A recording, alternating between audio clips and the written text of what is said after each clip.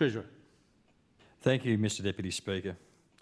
And Mr Deputy Speaker, I rise to speak to the motion brought by the opposition. And whilst I can agree to some of it, I can't agree to a lot of it. And I certainly acknowledge, Mr Deputy Speaker, the outstanding work done by the private sector in working across the infrastructure portfolio and working towards driving our economy here in the Territory. But, Mr Deputy Speaker, this motion is an opportunity to highlight some of the absolutely manifest failures of the previous Labor government when it comes to infrastructure and our economy. And I listened I was quite incredulous listening to some of the points that the Leader of the Opposition made around the successes of the former Labor government in the economy and in infrastructure. And it's pretty easy to highlight the issues around the economy, Mr Deputy Speaker. There's about 11.5 billion reasons why there are issues with Labor's management of the economy. And I note the opposition leader spoke specifically of the debt when they came into government.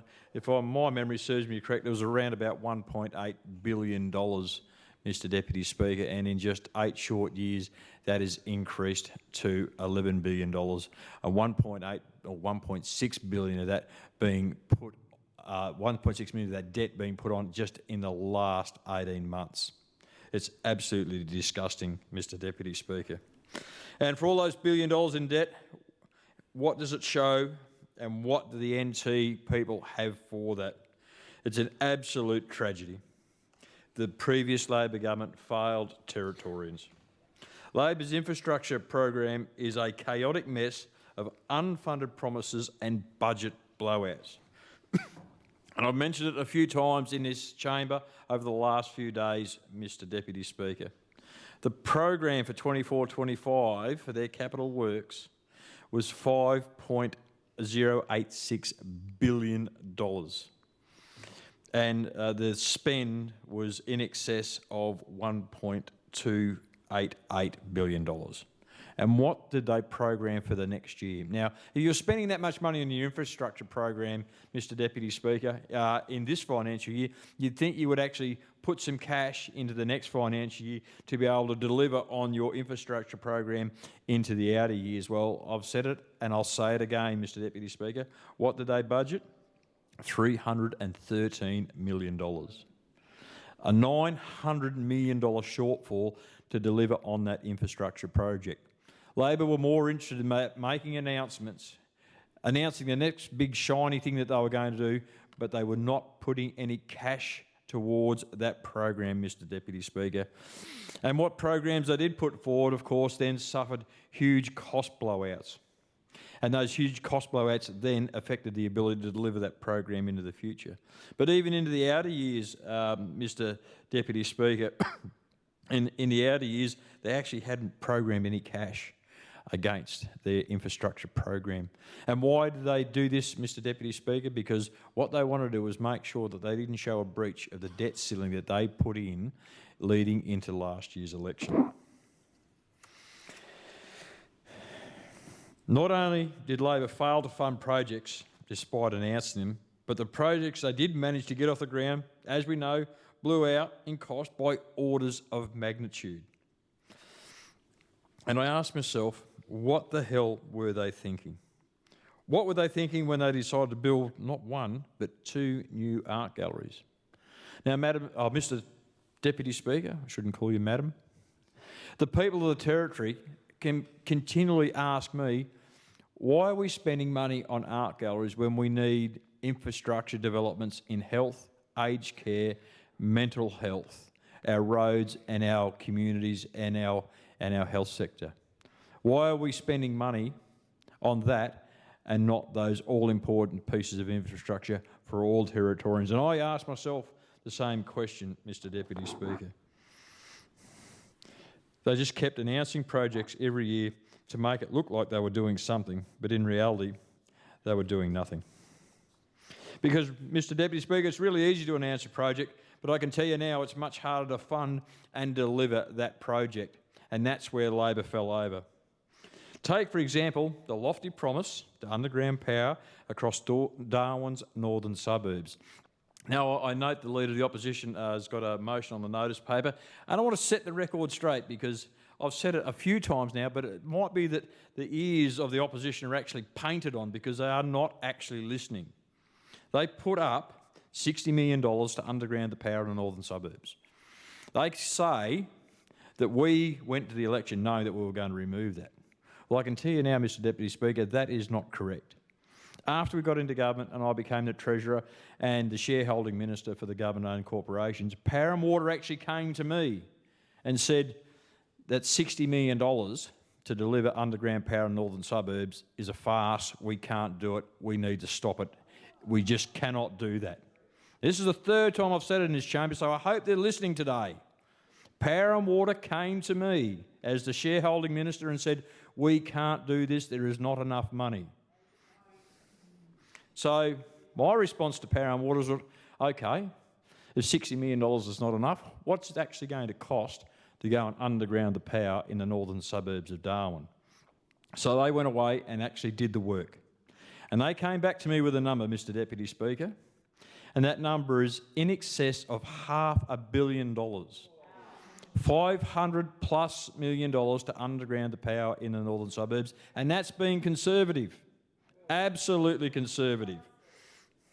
So this is what Labor were doing. They were gaslighting the people of the northern suburbs, telling them something that they couldn't deliver, but that is the modus operandi of those opposite.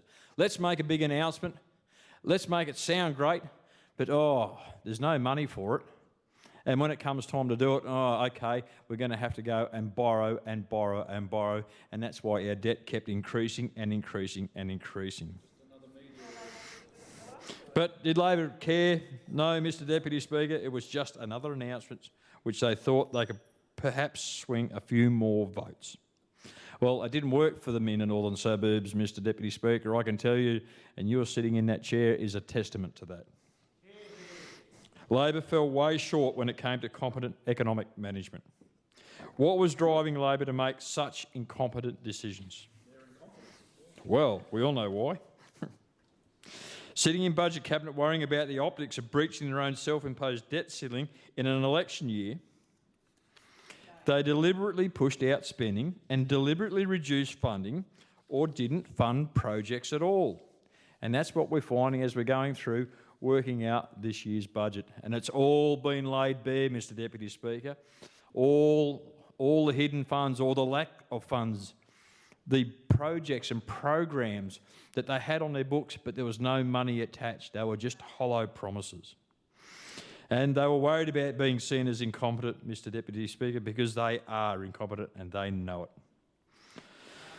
They pretend to understand the private sector, but in reality they are too self-absorbed in arcane Labor politics.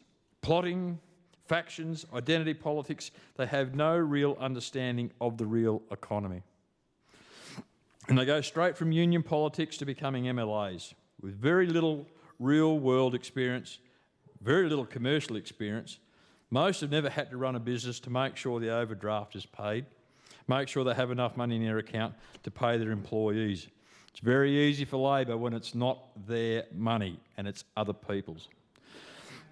And I listened intently when the Leader of the Opposition spoke about the Darwin Major Business Group's function last Friday. And what was very pleasing from that is that AEC clearly highlighted the issues facing the Northern Territory, but they also highlighted the way out. And the glad thing about the way out, it aligns with our policy positions that we put forward in our budget for rebuilding the economy. That's the strategy on a page, Mr Deputy Speaker. So AEC's priorities align with our priorities. So it's great to see that the government and the private sector have the same ideas and are working towards the same goals to pull our economy out of the hole that it's in.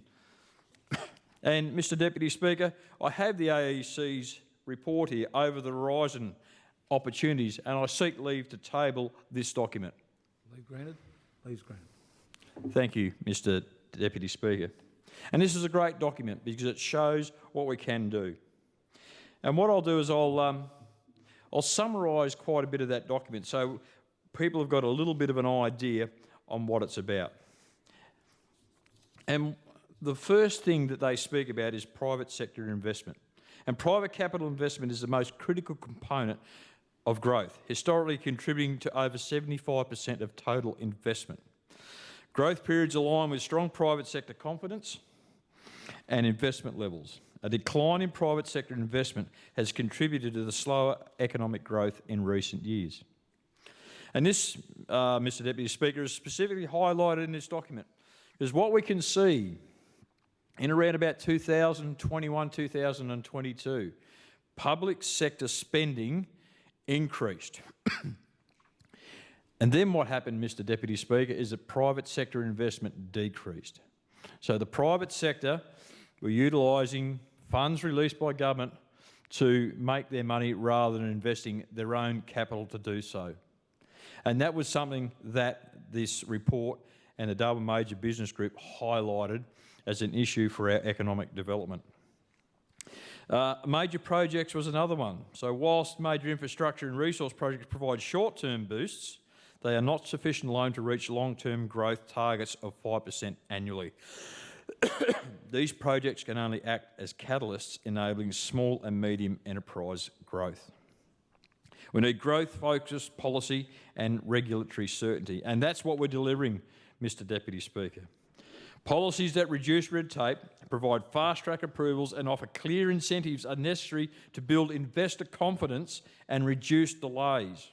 Regulatory clarity is especially crucial for attracting private sector involvement.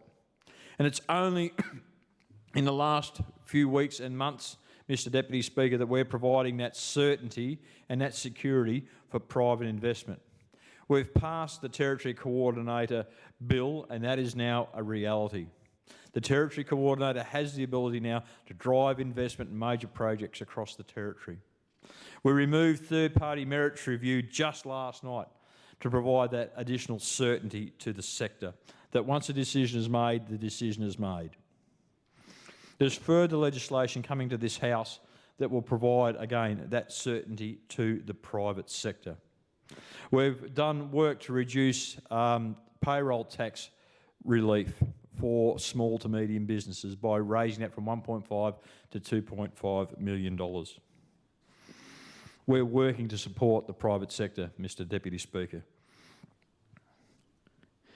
The Fast Track Approvals Task Force is doing a body of work currently to make sure that we provide the right regulatory environment for businesses to invest and grow with the least amount of red, green and beige tape. We need to clean that up, Mr Deputy Speaker, because until we do, businesses won't have that ability to move quickly and be agile in their investment and how they develop in the Territory. We need to invest in enabling infrastructure, and sadly we didn't see that assistance from the federal government last night in their budget. We need investment in roads, energy, water and digital connectivity, and they are foundational to unlocking regional growth and industry expansion. We need to unlock our infrastructure corridors. We need to unlock our infrastructure hubs, and we need to do the work to develop Middle Arm. And we need that money out of equity into cash, into grants, so we commence that work to drive these projects forward, to provide that enabling infrastructure for our private sector to come and invest. Workforce shortages, of course, are a major barrier. We need to expand training, relocation incentives and vocational pathways, especially for Indigenous Australians and regional populations, and this is a key for our economic growth. And we're doing that work, Mr Deputy Speaker. We need to attract and retain a skilled workforce, and that's closely tied to other drivers like livability and housing. And again, these are pieces of work that the CLP government is doing now. We're working on our social order issues. We've put in place our home grants, the best in the country, to get people to come to the Territory, to get people and families to set down roots here, and it's to increase our population and increase our economic growth. We need to leverage off our strategic geographic location.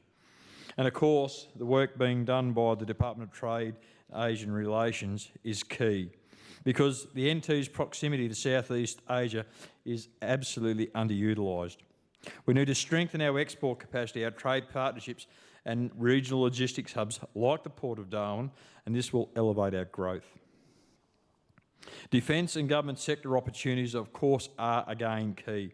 And as a strategic military hub, defence infrastructure and employment offer additional opportunities for investment and supply chain development. And this is key to our infrastructure development longer term, Mr Deputy Speaker. And of course, we can't achieve all these things without reducing crime and enhancing safety for the people of the Northern Territory and the people we want to bring and attract to come and live in our communities right across the Northern Territory. All these drives are interconnected and collectively represent a growth mandate aimed at reducing dependency on the boom and bust cycles and building a sustainable economic future, of course, for all Territorians. So that is a summary of the report that I've just tabled from the Darwin Major Business Group. And all the things in that report, Mr Deputy Speaker, align with what the CLP is doing. And I said I listened to the Leader of the Opposition, and she was trying to make reference to that and what Labor had done in that space over the last 8 years, and I just didn't quite get the numbers, Mr Deputy Speaker. They just didn't add up. Labor were doing everything but what this report says, and they clearly highlight the issues that commenced 8 years ago. And when we look at our infrastructure issues, these all started in the last 4 years. Our infrastructure program always sat around that 1.4 to 1.5 billion over the past 10 years, and it was in the last 3 to 4 that we've seen a huge increase. And with that, we've seen that increase in debt. In around about that 2021 period, Mr Deputy Speaker, off the back of COVID, we knew there had to be some investment from the government into the private and public sector. But Labor took this as a green light to go crazy. So the total infrastructure payments used to sit around, around about that 1.5 billion. And of course, in that period from 2021, they increased by over $1.2 billion up to over 2, and they're projected to go up as high as possibly 2.7. And Mr Deputy Speaker, there's no cash to deliver that. So it's all great to announce all these programs. We've got all these wonderful things that we want to do, and they're going to cost billions and billions of dollars, Mr Deputy Speaker, but there was no cash to deliver them. And when they did deliver the projects, Mr Deputy Speaker, the costs blew out. Let's look at Tiger Brennan, 100 million. The art gallery in Alice Springs at Chiaga, we knew that they wanted to spend over $300 million on that, but they only actually had a budget of 150 to 160. The gallery just next door to our building, that's increased by over $70 million. There was just a lack of concern and a lack of oversight from the previous government onto these projects. It was just great. Let's just announce them. Let's announce all these things, but actually then not have any specific oversight over them. Let them blow out, and of course then the cash available to deliver the projects decreases because you're dealing with the blowouts. And we're going to continue to deal with the blowouts because we've inherited all these legacy issues from the previous government.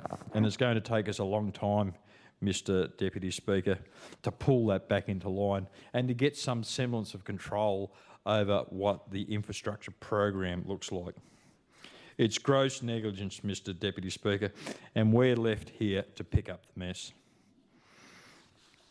The lack of oversight and a lack of strategic direction and abrogation of the responsibilities over an infrastructure program that was not funded properly, an infrastructure program that was actually inflationary, an infrastructure department overloaded with competing priorities, and that's half the problem that we see, Mr Deputy Speaker. It's all great to make these announcements, but they put the department under immense pressure. And rather than delivering 100 projects well, they're stuck trying to deliver 1,000 projects, and unfortunately they can't have oversight over all of those, and then we start to see problems. We had an infrastructure department pulled in all different directions. The infrastructure department was given no clear leadership, and an infrastructure department given no specific direction. They were just allowed to continue on with no specific direction and no governance from government that I can see. A department left to their own devices to determine how to implement an impossible government agenda. Said the government grasped at everything new that was coming out and it kept announcing new projects, as I've said, Mr. Deputy Speaker, and of course just overloaded that department, and again without the cash behind it to deliver on that program. And that's where we're at, Mr. Deputy Speaker, and that is the mess that we have to clean up. And Mr. Deputy Speaker, our civil and construction industry knows the truth about Labor. They were not listened to. Not a day goes by that they don't receive complaints about the previous government and the way that they made it so difficult to do business. And I've said it 100 times and I will say it again. If you don't want somebody to do something, you make it difficult to do, and that's what the previous Labor government did with the bureaucratic processes that they put in place in those last 8 years. It's also about the way they did it with procurement, about the way they did it in tendering, and a lack of certainty of what's real and what was just an announcement. The competing priorities for the Department of Logistics and Infrastructure, Mr. Deputy Speaker, were absolutely atrocious. The government, all they did was make announcement after announcement after announcement and overloaded that department to the point where they just didn't know where to go next. And the complete lack of appreciation, of course, on how the private sector actually works. The simple things. When the department is overloaded, overworked because of an infrastructure program that was simply unrealistic, sometimes just the simple things about paying the bills to our contractors becomes difficult. And that means a lot to the private sector, Mr. Deputy Speaker. Just those simple things, paying those bills on time so those small businesses can continue, because we know that small business is the heart of our economy here in the Territory. We have contractors carrying accounts receivable in hundreds of thousands of dollars, Mr. Deputy Speaker, and it's disgraceful, but under Labor, this is what happened. And that what puts undue stress on our private sector investors. And what does Labor do here? Well, I've heard it just this afternoon, Mr. Deputy Speaker. They're sitting there patting themselves on the back. They're congratulating themselves for the mess that they put us in. They have learnt nothing, Mr. Deputy Speaker. It's just pure delusion on their part about the infrastructure program that they put forward. And the fact that they did this, knowing that they weren't funding it correctly into the future, is just absolutely shameful and disgusting, Mr. Deputy Speaker.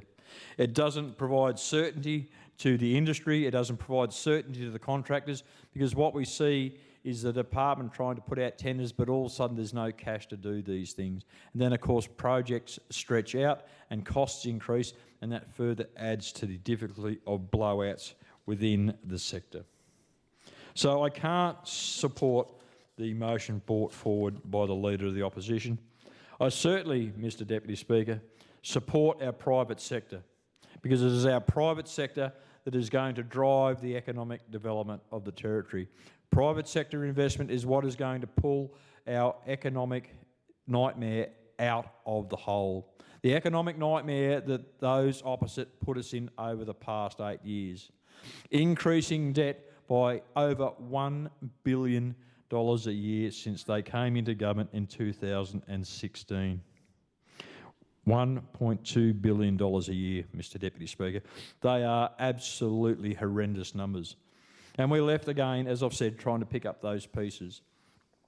And now we have to deliver on an infrastructure program that Labor put in place, and there's works underway that we certainly can't stop, and we have contractors out there doing the work which have to be paid, which means we're going to have to go out and borrow money, Mr. Speaker, to pay those contractors, to pay those businesses so that they can pay their employees and, of course, their debtors so that they can keep delivering, because Labor did not put any money in the forward budget for that infrastructure program. It just beggars belief why that would happen, Mr Deputy Speaker. I just don't get it. So now we're in a position where we're going to have to go out, borrow more money just to cover Labor's incompetence and their inability to deliver an infrastructure program that really actually delivered for Territorians, Mr Deputy Speaker. They should have been investing into infrastructure that grew our economy, that gave ability to our private sector to invest and grow. But we've seen money put into projects that had very, very little economic development for the Territory. It was very, very short-sighted in what was put forward. And we know that there was a lot of pet projects put in there, and let's never forget the shadeless shade structure on Kavanagh Street.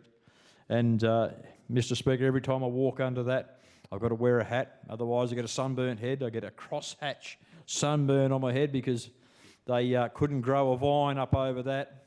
But the one thing they could do, I can tell you, Mr Deputy Speaker, is they could grow debt. If they could grow a vine like they grew debt, they would have covered the entire Kavanagh Street with a shade structure, and it would be lovely under there.